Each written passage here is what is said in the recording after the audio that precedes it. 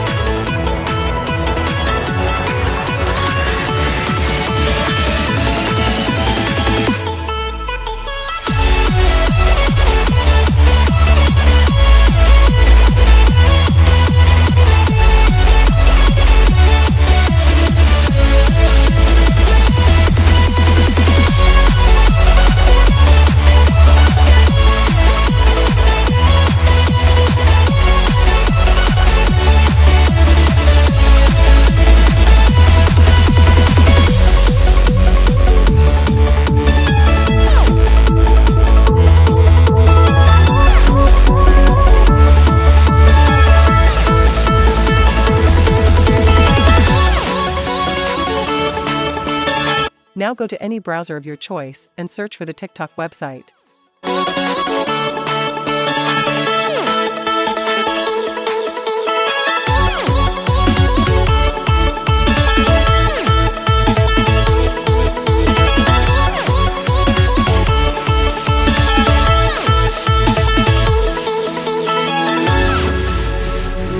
As you can see, our TikTok is now working perfectly. If this was helpful, please leave a like and subscribe for more.